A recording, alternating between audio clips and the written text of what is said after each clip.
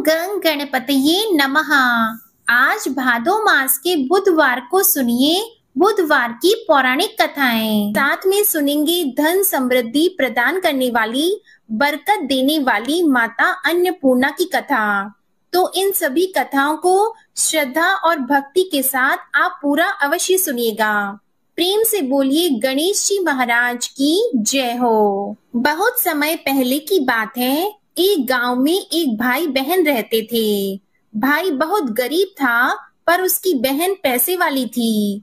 जब बहन की ननद का विवाह था, तब बहन ने ना तो अपने भाई को विवाह में आने का निमंत्रण दिया और ना ही कोई चिट्ठी भेजी। भाई को बाहर वालों से पता चला कि उसकी बहन के ननद का विवाह है। भाई ने अपने गांव वालों को बताया। तब गांव वालों ने अपनी बहन से चुनरी, बिछिया और साड़ी जैसा जिनसे बन पड़ा कन्या के लिए दिया। भाई सारा सामान लेकर बहन के गांव पहुंचा। बहन के घर जाने पर बहन की देवरानी बोली, भाभी जी आपके भाई आए हैं। तो बहन ने पूछा, कैसे आए हैं और क्या पहना है?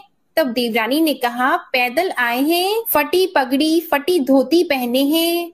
तो बहन बोली, मेरे ससुर हवेली के सामने दुकान में बैठे हैं, मुझे शर्म आती है।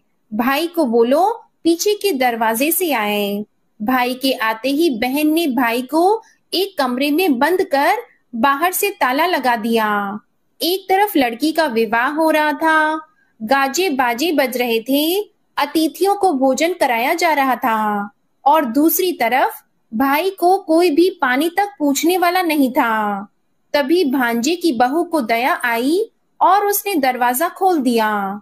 दरवाजा खुलते ही भाई वहां से भागा। 2 दिन के भूखे प्यासे रहने के कारण उसे चक्कर आने लगे। रास्ते में एक गणेश जी का मंदिर था, वहां जाकर वो गिर गया और रोते रोते गणेश भगवान को अपनी व्यथा सुनाई और बोला, हे गणेश जी महाराज, आज मेरी गरीबी के कारण से मेरी सगी बहन ने मुझे धिक्कार दिया। घर जाने पर मेरी पत्नी, मेरे बच्चे जब पूछेंगे कि विवाह से क्या मिठाई लेकर आए हो, तो मैं क्या जवाब दूंगा? तब गणेश जी को उस पर दया आ गई और गणेश जी भगवान बोले, मेरे बगीचे से ककड़ी और तरबूज तोड़कर ले जा। तब भाई ने ककड़ी तोड़कर झोला भर लिया और अपने घर गया। घर जाते ही बच्चों ने पूछा, पिताजी बुआ के यहाँ से हम लोगों के लिए क्या लाए हो? झोला खोलते ही छोटे तरबूज सोने के गेंद में बदल गए, बाकी तरबूज काटने से हीरे मोती निकले। पत्नी बोली, आप बहन के घर से इतना कुछ क्यों लाए? आपकी बहन ने हम लोगों को बहुत ज्यादा दे दिया है। भाई ने कुछ भी जवाब नहीं दिया। गणेश भगवान की कृपा से उनके दिन बदल गए। भाई का काम धंधा जोरों से चलने लगा। धीरे धीरे गहने, कपड़े, रहने के लिए मकान बन गए। पत्नी बोली, एक बार ननद जी को बुलाकर लाओ। तो भाई ने नए कपड़े, नए जूते पहनकर रथ में बैठकर बहन को लेने गया। देवरानी बोली, भाभी जी आपके भाई आए हैं। बहन ने पूछा, कैसे आए हैं और क्या पहना है? तब देवरानी बोली, रथ में बैठकर खूब ठाट बाट से आए हैं।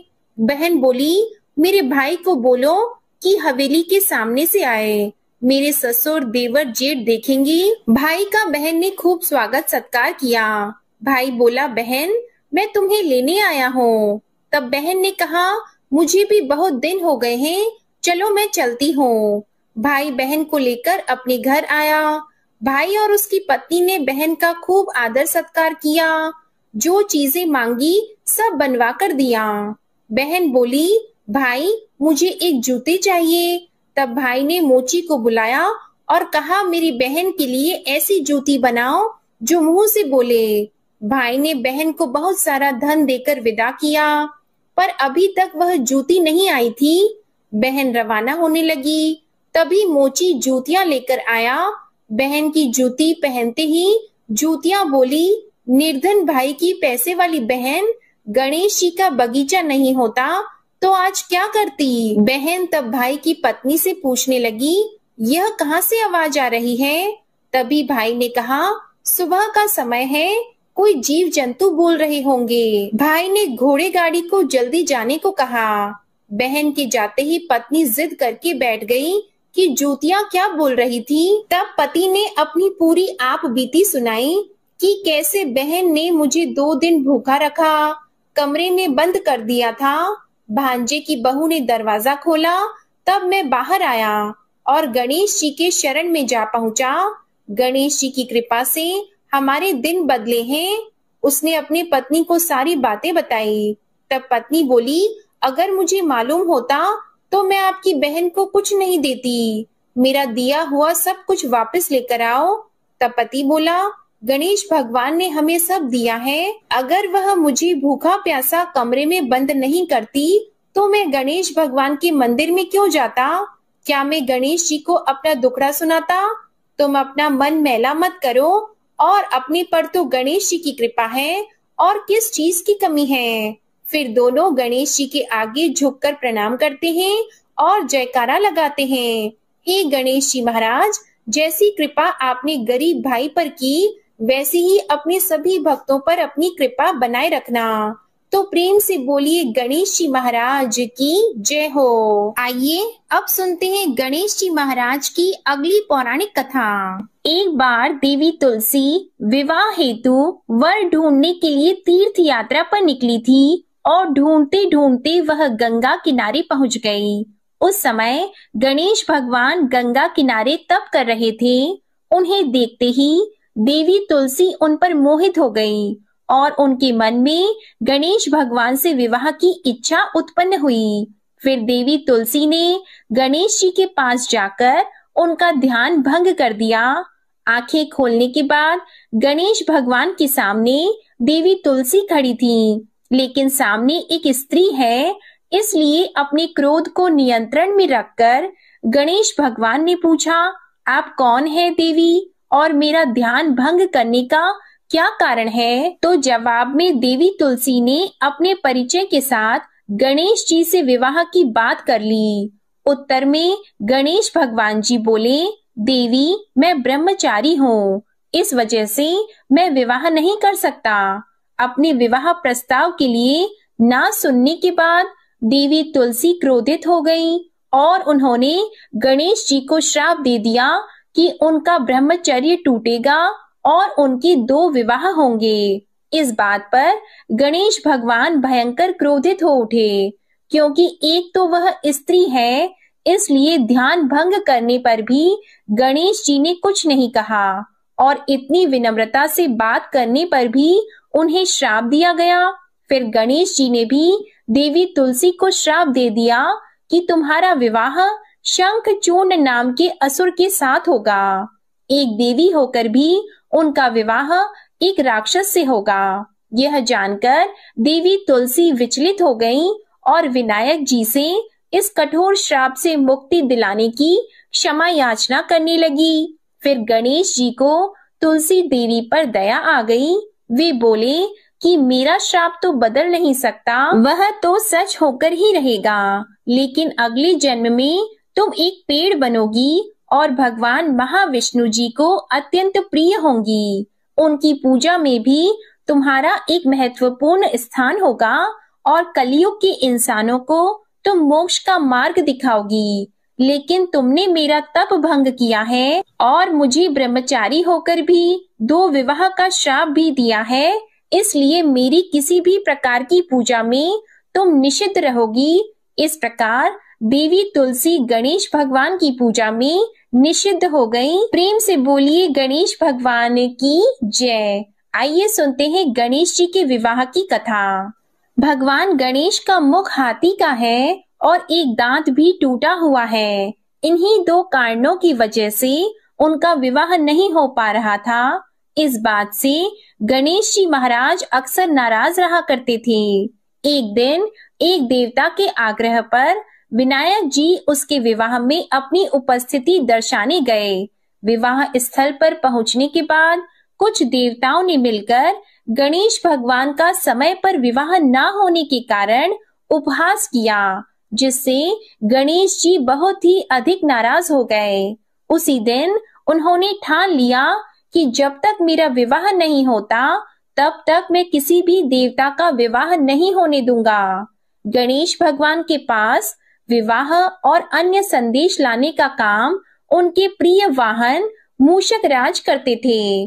अब मूषक राज जब भी किसी देवता के विवाह का समाचार लाते, तब गणेश जी उसे आदेश देते और मूषक राज अपनी सेना के साथ जाकर उस विवाह के मंडप को गिराकर तहस नहस कर देते और बारातियों को भी भगा देते। इस तरह गणेश जी और मूषक राज की मिली भगत की वजह से किसी भी देवता का विवाह नहीं हो पा रहा था। गणपति जी के व्यवहार से तंग आकर सभी देवी देवता भगवान शिव और माता पार्वती जी के पास पहुंच गए और इस विराट समस्या का समाधान मांगने लगे। भगवान शिव और माता पार्वती ने कहा कि इसका हल तो आपको केवल ब्रह्मदेव जी के पास ही मिल सकता है। कृपया करके आप ब्रह्मलोक को जाएं। तब माता पार्वती और महादेव जी को प्रणाम करके सभी देवी देवता ब्रह्मा जी के पास प्रकट हुए। देवताओं की समस्या को ठीक से सुनने के बाद ब्रह्मा जी ने अपनी योग शक्ति से 2 कन्याओं का निर्माण किया। कन्याओं का नाम था रिद्धि और सिद्धि। वह दोनों ब्रह्मा जी की मानस पुत्रियां थीं। उन्हें लेकर ब्रह्मा जी गणेश महाराज के पास गए और उनसे अपनी पुत्रियों को ज्ञान एवं शिक्षा प्रदान करने का निवेदन करने लगे। ब्रह्मा जी का मान रखने के लिए एकदंत भगवान ने रिद्धि और सिद्धि को शिक्षा देना आरंभ किया। फिर उस दिन के बाद से जब भी मूषक राज किसी विवाह की खबर लेकर आते हैं, उस वक्त रिद्धि और सिद्धि गणेश जी को अपनी बातों में उलझा कर रखती थीं। इस तरह गणेश जी का ध्यान किसी और विषय पर रहता और दूसरी तरफ देवताओं का विवाह संपन्न हो जाता। एक दिन बुद्धि के देवता भगवान गणेश जी को यह बात समझ आ गई, लेकिन उनके क्रोध में आने से पहले ही ब्रह्मदेव अपनी दोनों पुत्रियों के साथ वहां पर प्रकट हो गए। रिद्धि और सिद्धि को सामने देखते ही गणेश जी का क्रोध बढ़ने लगा, किंतु विनायक जी के मुख से कोई भी शब्द निकलने के पहले ही भगवान ब्रह्मदेव ने कहा, हे गणेश जी, आपने स्वयं ही मेरी पुत्रियों को शिक्षा दी है और अब मुझे इन दोनों के विवाह योग्य कोई वर नहीं मिल रहा। मेरी आपसे विनती है कि आप ही रिद्धि और सिद्धि से विवाह करके मुझे धन्य कीजिए। परमपिता ब्रह्मदेव जी की शांत वाणी को सुनकर गणेश जी का क्रोध शांत हो गया और वे उस विवाह प्रस्ताव के लिए हंसी खुशी राजी हो गए। विवाह के बाद अपनी दोनों पत्नियों से उन्हें 2 पुत्र प्राप्त हुए, जिनका नाम रखा गया शुभ और लाभ। तो प्रेम से बोलिए भगवान गणेश जी की जय। आइए अब सुनते हैं गणेश जी की पूजा पाठ में सुनी जाने वाली पौराणिक कथा। एक गांव में एक सेठ और सेठानी रहते थे। वे बहुत ही धार्मिक प्रवृत्ति के थे और वे गणेश जी के अनन्य भक्त थे। वे दोनों बिना चूके हर बुधवार को गणेश जी का व्रत रखते थे और शाम को ब्राह्मणों को भोजन कराने के बाद अपना व्रत खोलते थे। सेठ जी का काफी बड़ा परिवार था। वे सब आपस में बड़े प्यार और भाईचारे से रहते थे, लेकिन सेठानी और सेठ की कोई संतान नहीं थी। इस विषय पर परिवार और गांव के लोग आपस में बहुत बातें किया करते थे। सभी लोग सेठानी को बांझ बुलाते थे। ये सभी बातें सुनकर सेठ और सेठानी बहुत दुखी होते थे। एक बुधवार के दिन सेठ और सेठानी भगवान गणेश जी की पूजा संपन्न करा के मंदिर से बाहर आ रहे थे। तभी उन्हें सीढ़ियों पर एक छोटा सा बच्चा अकेले बैठा हुआ दिखा। बालक को देखते ही दोनों उसके पास गए और पूछा कि तुम्हारे माता पिता कहाँ हैं? लेकिन बच्चे ने अभी तक ठीक से बोलना नहीं सीखा था, इसलिए वह बोल ही नहीं पाया। पर दोनों सेठ और सेठानी बच्चे के पास शाम तक बैठे रहे। तब तक पंडित जी और सेठ जी और उनके नौकरों ने आसपास जाकर बच्चे के माता पिता को खोजने की कोशिश की, लेकिन उन्हें बच्चे के माता पिता या बच्चे खोने की कोई खबर ही ना मिली। फिर पंडित जी ने सेठ और सेठानी को वह बच्चा अपने घर ले जाने के लिए कह दिया। साथ में ये भी कहा कि अगर बच्चे के माता पिता यहाँ पर आते हैं तो मैं स्वयं उन्हें आपके पास ले आऊंगा। तब सेठ और सेठानी की खुशी का ठिकाना नहीं रहा। वे दोनों खुशी खुशी उस नन्हे बालक को अपने साथ घर लेके गए। सेठानी ने बच्चे का नाम अपने आराध्य भगवान श्री गणेश जी के नाम पर गणेश रख दिया और बड़े ही प्यार और दुलार से उसका पालन और पोषण करने लगे। कुछ दिनों के बाद उसी गांव में एक ठग पति पत्नी आए। उनका इरादा गांव के सबसे अमीर आदमी को ठगने का था। वे दोनों ठग गणेश मंदिर की सीढ़ियों पर बैठकर सोच विचार कर रहे थे। तभी वहां पर पंडित जी आ गए और गांव में अनजान लोगों के दिखते ही उनसे पूछा कि क्या आपका बच्चा खो गया है। दोनों चोरी चकारी के लिए बहाना ढूंढ रहे थे, इसलिए उन दोनों ने तुरंत ही हाँ कह दिया। तब पंडित जी ने कहा कि चिंता की कोई बात नहीं है, आपका बच्चा एक सेठ जी के घर पर पल रहा है। पंडित जी उन दोनों ठग को सेठ जी के घर पर ले गए। गणेश के माता पिता आ गए हैं, यह खबर सुनकर सेठ और सेठानी बहुत दुखी हुए। सेठ जी ने उन दोनों पति और पत्नी को एक रात के लिए अपने अतिथि गृह में ठहराया।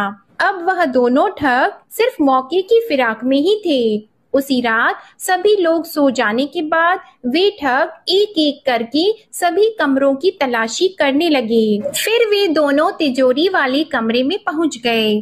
छानबीन के वक्त होने वाली छोटी मोटी आवाजों से सेठ जी का एक नौकर जग गया और आवाज की दिशा में तिजोरी वाले कमरे के नजदीक आ गया। उसने चुपके से अंदर जब झांक कर देखा तो दोनों ही मेहमान कीमती सामान चुरा रहे थे। नौकर ने ये देखते ही धीरे से उस कमरे के बाहर की कुंडी लगा दी और चोर चोर बोलकर पूरे घर में हल्ला मचा दिया।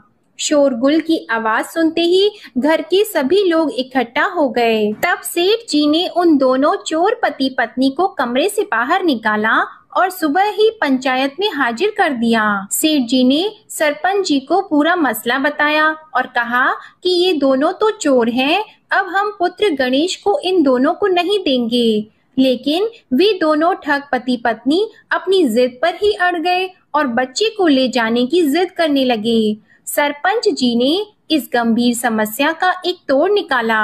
उन्होंने सेठानी और दूसरी औरत को गणेश जी के सामने खड़ा कर दिया और कहा, जिसके भी आंचल से दूध की धार गणेश के मुंह में जाएगी, वह बालक गणेश उसके पास ही रहेगा। फिर वे दोनों अपने अपने आंचल मुंह के सामने फैलाकर खड़ी हो गई। सेठानी जी मन ही मन भगवान गणेश के नाम का जप कर रही थी। देखते ही देखते गणेश भगवान की कृपा से सेठानी की आंचल से दूध की एक धार गणेश जी के मुंह में गिरी और इस तरह बालक गणेश सेठ और सेठानी के साथ हमेशा के लिए रहने लगा। बोलिए गणेश जी भगवान की जय। अब आप सुनिए भगवान गणेश की ये दूसरी कथा।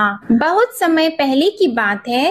एक दिन गणेश जी धरती पर सैर कर रहे थे। सैर करते करते वे एक अनाज के खेत में पहुंच गए और भूख लगने के कारण उन्होंने उस खेत में से अनाज के दाने तोड़कर खा लिए। वह खेत सेठ धनीराम जी का था। कुछ समय बाद गणेश जी को अपने किए पर पछतावा होने लगा, क्योंकि उन्होंने सेठ जी को बिना पूछे ही उस खेत से अनाज चुरा लिया था। फिर गणेश जी ने सोचा कि अपने किए बुरे कर्म का प्रायश्चित तो करना ही पड़ेगा, इसलिए उन्होंने सेठ जी के यहाँ 12 साल के लिए नौकरी करने की ठान ली। उसके बाद अगले दिन सुबह विनायक जी एक 13-14 साल के एक लड़के के रूप में नौकरी मांगने के लिए धनीराम सेठ जी के घर पहुंच गए और उन्होंने सेठ जी को अपना नाम गणेश बताया। विनायक भगवान की बुद्धिमानी की परीक्षा लेने के बाद सेठ जी ने खुशी खुशी उसे नौकरी दे दी। अब गणेश भगवान एक सामान्य मानव के रूप में सेठ जी के घर पर ही रहने लगे। एक दिन सेठ जी की पत्नी शाम के समय घर का काम खत्म करने के बाद राख से हाथ धोने जा रही थी। यह देखकर गणेश जी ने सेठानी जी के हाथ पकड़कर जबरदस्ती मिट्टी से हाथ धुलवा दिए। गणेश जी की इस हरकत से सेठानी जी बहुत गुस्सा हुई और उन्होंने सेठ जी के कमरे में जाकर गणेश की शिकायत कर दी। सेठानी की सब बातें सुनने के बाद सेठ धनीराम ने गणेश को बुलाया और इस हरकत का कारण पूछा। तब गणेश जी बोले कि सेठानी शाम के समय राख से हाथ धो रही थी और ऐसा करने से घर की लक्ष्मी नाराज होती है, इसलिए मैंने उनके हाथ मिट्टी से धुलवा दिए। इससे घर पर माता लक्ष्मी की कृपा बनी रहेगी। यह सब सुनकर सेठ जी ने सोचा कि गणेश जी की सोच तो बहुत अच्छी है। इसके कुछ दिनों के बाद कुंभ मेले का शुभ अवसर आया। तब सेठ जी ने गणेश को बुलाया और कहा कि सेठानी जी को कुंभ मेले में स्नान करा लाओ। तब सेठानी और गणेश स्नान के लिए मेले में पहुँचे। वहां पहुंचने के बाद सेठानी जी नदी के किनारे बैठकर नहाने लगी। उन्हें ऐसा करते देखकर गणेश दौड़कर आए और सेठानी जी के दोनों हाथ पकड़कर उन्हें नदी के अंदर लेकर गए, उनसे पानी में डुबकी लगवाई और फिर किनारे पर ले आए। अब गणेश की इस हरकत से तो सेठानी को बहुत गुस्सा आया। सेठानी जी घर आते आते पूरे रास्ते गणेश को ताने मारने लगी, लेकिन गणेश भगवान सब कुछ शांति से सुन रहे थे। घर आते ही सेठानी ने सेठ जी के पास फिर से खड़े होकर शिकायत की। तब सेठ जी ने फिर से गणेश को बुलाया और पूछा कि तुमने ऐसा क्यों किया। गणेश जी बोले, सेठ जी सेठानी जी नदी के किनारे बैठकर गंदे पानी से नहा रही थी, तो मैंने उन्हें नदी में ले जाकर साफ पानी में डुबकी लगवाई। ऐसा करने से उन्हें अगले जन्म में बहुत बड़ा राजपाट और वैभव मिलेगा। सेठ जी ने सोचा कि गणेश के विचार तो बहुत अच्छे हैं, मेरे परिवार का भला सोचता है। कुछ दिनों के बाद सेठ जी के घर पर पूजा थी। पंडित जी आने के बाद में सेठ जी ने गणेश से कहा, जाओ और सेठानी को बुलाकर लाओ। सेठ जी के आज्ञा के अनुसार गणेश जी सेठानी को बुलाने गए। उस वक्त सेठानी काली चुन्नी ओढ़कर कमरे से बाहर आ रही थी। वह देखते ही गणेश जी वह काली चुन्नी उतारकर फाड़ दिए और कहा कि पूजा के लिए लाल रंग की चुन्नी ओढ़कर आओ। अब सेठानी जी गणेश जी पर बहुत नाराज हुई और उन पर चिल्लाने लगी। इस आवाज को सुनकर सेठ जी वहां पर भागते हुए आए और पूछा कि क्या हुआ। तब सेठानी ने बोला कि गणेश ने मेरी चुन्नी फाड़ दी। फिर सेठ जी ने भी गणेश को बहुत डांटा। जवाब में गणेश जी ने कहा कि सेठ जी पूजा में कभी भी काला वस्त्र नहीं पहनते, इससे शुभ काम सफल नहीं होते, इसलिए मैंने ऐसा किया। सेठ जी ने सोचा कि गणेश तो बहुत समझदार है। इसी तरह लीला रचाते हुए उसी घर में गणेश जी के 12 साल बीत गए। फिर एक दिन सेठ जी ने नया कारोबार शुरू करने से पहले घर में पूजा रखी थी। पूजा करते करते सेठ जी को याद आया कि पूजा की सामग्री में गणेश भगवान की मूर्ति तो है ही नहीं। तब उन्होंने अपने नौकर गणेश को पूजा घर से भगवान विनायक जी की मूर्ति लाने के लिए कहा। तब गणेश बोला कि मुझे ही मूर्ति समझकर आप पूजा में विराजमान कीजिए, आपके सारे शुभ काम सफल हो जाएंगे। इस बात को सुनकर सेठ जी को गुस्सा आया और वे बोले, गणेश तुम अब तक सेठानी से मजाक करते थे, अब मुझसे भी करने लगे हो। तब उत्तर में गणेश जी ने मुस्कुराते हुए सेठ जी से कहा कि मैं मजाक नहीं कर रहा, मैं सत्य कह रहा हूँ। इतना कहने के बाद नौकर गणेश ने अपना असली भगवान स्वरूप धारण कर लिया। साक्षात भगवान श्री गणेश को सामने देखते ही सेठ और सेठानी उनके चरणों में लीन हो गए और उन्होंने अपनी पूजा संपन्न की। इसके बाद गणेश जी देखते ही देखते अंतर ध्यान हो गए। बाद में सेठ और सेठानी को बहुत पछतावा होने लगा कि स्वयं भगवान हमारे घर नौकरी कर रहे थे और हमने उनके साथ कितना बुरा व्यवहार किया, उनसे बहुत सारा काम कराया। ये सोच सोचकर दोनों दुखी रहने लगे। फिर उसी रात सेठ और सेठानी के सपने में भगवान गणेश प्रकट हुए और उन्हें समझाया कि मैंने 12 साल पहले तुम्हारे खेत से अनाज के दाने बिना पूछे तोड़ लिए थे और उसी कर्म का दोष दूर करने के लिए मैं 12 साल से तुम्हारे घर नौकरी किया। धनीराम सेठ जी के जीवन की काया पलट हो गई। गणेश जी जैसी माया आपने धनीराम सेठ जी पर की, वैसी ही माया इस कहानी को पढ़ने वाले, सुनने वाले और हर एक व्यक्ति पर करना। कथा अधूरी हो तो इसे पूरी करना और हमसे कोई गलती हुई हो तो उसे क्षमा करना। प्रेम से बोलिए भगवान गणपति जी की जय। आइए अब सुनते हैं धन समृद्धि प्रदान करने वाली, घर में बरकत लाने वाली माता अन्नपूर्णा की बड़ी ही दुर्लभ कथा। इस कथा को श्रद्धा और भक्ति के साथ पूरा अवश्य सुनिए। प्राचीन काल की बात है। पुरुषोत्तमपुर नामक गांव में एक बहुत धर्मात्मा सेठ जी रहा करते थे। उनके 5 पुत्र और एक सबसे छोटी पुत्री थी। उसका नाम गौरी था। सेठ जी का भरा पूरा परिवार था। सेठ जी ने अपने सभी 5 पुत्रों का विवाह कर दिया था और जब छोटी बेटी गौरी विवाह के योग्य हुई तो उन्होंने उसका विवाह एक दूसरे नगर के अपने ही समान धनी परिवार में कर दिया। अब सेठ जी की पुत्री गौरी दुल्हन बनकर जिस घर में गई, वहां उसका पति अपने माता पिता का इकलौता पुत्र था। अब गौरी बड़ी ही प्रसन्नता पूर्वक अपने ससुराल में रहने लगी। गौरी बड़ी ही सदाचार, गुणवान तथा रूपवती थी। एक दिन की बात है, जब 1.25 महीना हो गया, तब सास ने गौरी को रसोई संभालने के लिए दे दिया।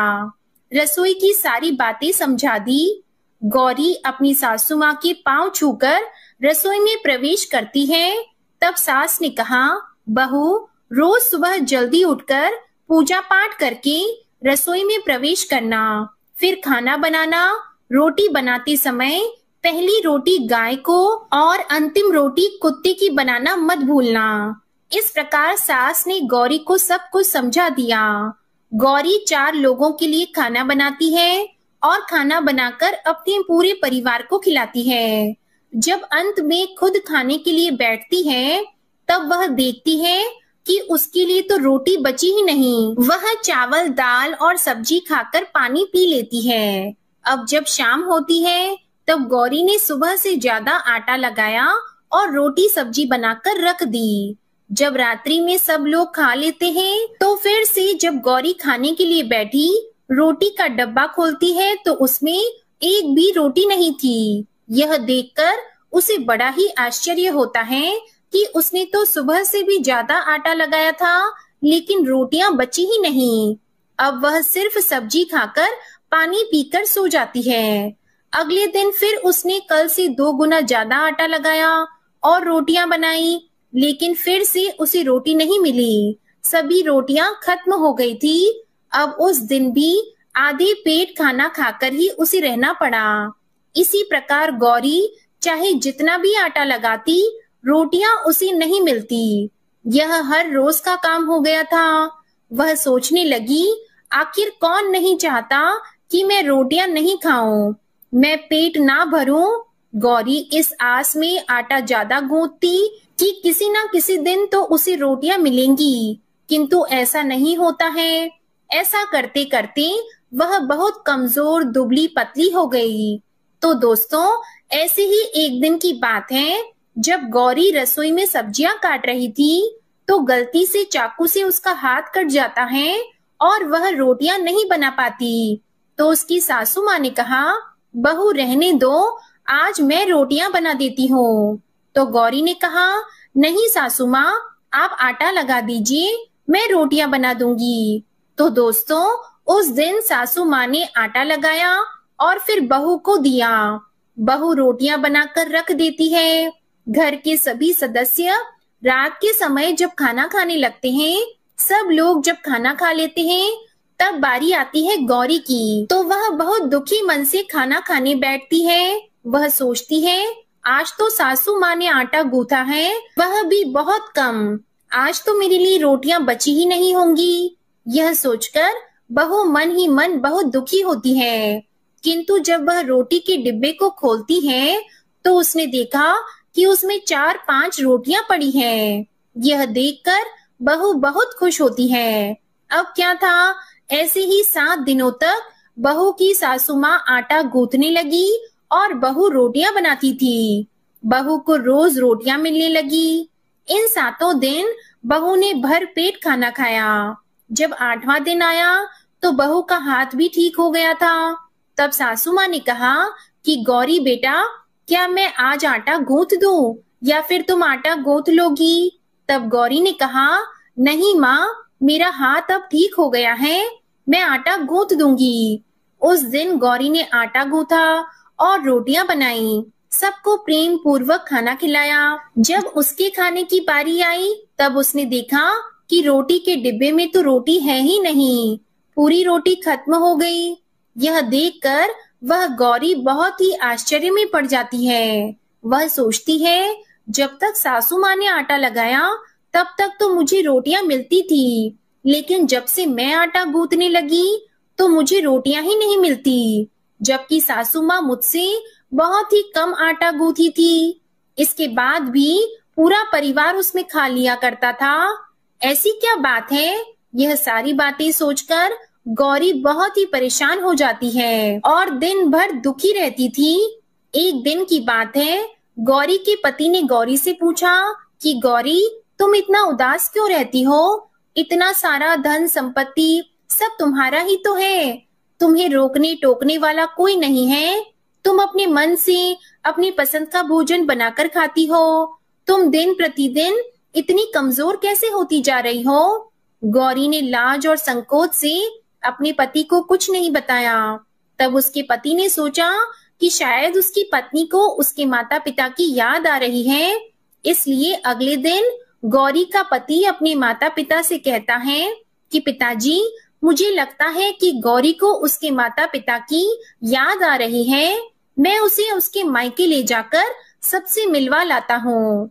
अपने बेटे की बात सुनकर गौरी की सास ससुर तैयार हो जाते हैं और उसे जाने की अनुमति दे देते हैं और कहते हैं, बेटा, यदि बहू को अपने माता पिता से मिलकर प्रसन्नता होती है तो अवश्य ही तुम उसे उसके मायके ले जाओ। अब गौरी का पति अपनी पत्नी को लेकर उसके मायके जाता है। दामाद और बेटी को देखकर उनका बहुत ही आव भगत होता है। तरह तरह के व्यंजन बनाए जाते हैं, उन्हें खिलाए जाते हैं, बहुत सेवा सत्कार होता है। उसी दिन रात्रि में समय मिलने पर गौरी की माँ ने अपनी बेटी को कोने में ले जाकर पूछा, बेटी, तुम इतनी दुबली पतली कैसे हो गई? तुम तो बहुत ही कमजोर दिख रही हो। क्या बात है? तुम्हें कौन सी बात खाए जाती है? क्या तुम्हारे ससुराल वाले तुम्हारी चिंता नहीं करते, तुम्हें दुख देते हैं, या ऐसी कौन सी बात है जिससे तुम्हारी यह दशा हो गई है?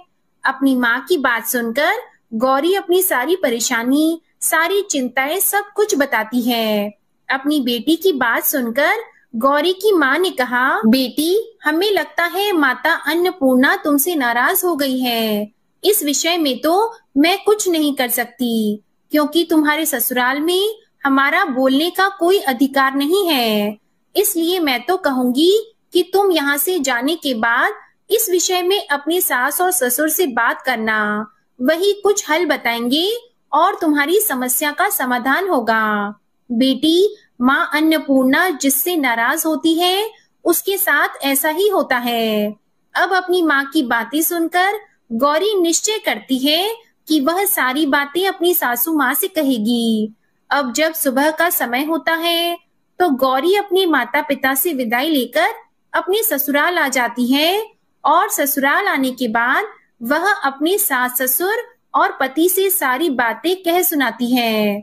वह कहती है, माँ जी, जब से मैंने रसोई संभाला है, मैं खाना बनाती हूँ, तब से मुझे एक भी दिन रोटियां नहीं बचती। मैं बिना खाए ही सो जाती हूँ, किसी किसी दिन पानी पीकर ही सो जाती हूँ, किसी किसी दिन चावल सब्जी खाती हूँ, रोटी तो मुझे मिलती ही नहीं है। और माँ जी, आपको याद है मेरा हाथ कटा था, तब आप उस समय आटा गूंथा करती थी और वह भी बहुत कम, फिर भी मेरे लिए रोटियां बचा करती थी और मैं भर पेट खाना खाती थी। लेकिन अब जब मेरे हाथ का घाव ठीक हो गया, तब से मैं फिर से आटा गूंथने लगी और रोटियां बनाने लगी। अब मेरे लिए फिर से रोटियां नहीं बचती, मैं आधी पेट ही खाना खाती हूँ। अपनी बहू की बातें सुनकर सास को सब कुछ समझ में आ गया। उसने कहा, बहू, यह शायद मेरी ही गलती है। मैंने तुम्हें सब कुछ बताया, सब कुछ सिखाया, लेकिन एक बात तो बताना भूल ही गई। ऐसा कहकर सास अपनी बहू का हाथ पकड़कर गौरी को रसोई में ले जाती है। एक परात में आटा निकालकर उस आटे को अच्छे से गूंथती है। गूंथने के बाद उस गूंथे हुए आटे पर अपनी उंगलियों की 5 छाप लगा देती है और कहती है कि बहू, यह माँ अन्नपूर्णा का छाप होता है, उनका चिन्ह माना जाता है। आटा लगाने के बाद कोई भी स्त्री इस तरह छाप लगाती है तो उसके घर में बरकत होती है। इसका अर्थ यह है कि माँ अन्नपूर्णा की कृपा सभी परिवार वालों पर बरसे और कोई भी सदस्य भूखे पेट न सोए। बहू, मैं तुम्हें ऐसा बताना भूल गई। तुम आटा लगाते वक्त आटे पर अपनी 5 उंगलियों का छाप छोड़ देना और माँ अन्नपूर्णा तुम्हारे ऊपर अवश्य ही कृपा करेंगी। तुम कभी भी खाली भूखे पेट नहीं सोगी। यह बरकत का चिन्ह होता है। अब अपनी सासू माँ की बात सुनकर बहू हर रोज आटा गूंथती और फिर उस पर अपनी 5 उंगलियों की छाप छोड़ देती और फिर रोटियां बनाती। अब बहू को हर रोज रोटियां मिलने लगी। वह भर पेट भोजन करने लगी और स्वस्थ भी हो गई। माँ अन्नपूर्णा की कृपा उस पर बरसने लगी। उसके हाथ में माँ अन्नपूर्णा का वास हो गया। घर पर कोई भी सदस्य भूखा नहीं रहता और जो कोई मेहमान आता या कोई भी भीख मांगने के लिए भिक्षुक आता, उसे भी वह खाना खिलाकर ही घर से विदा करती।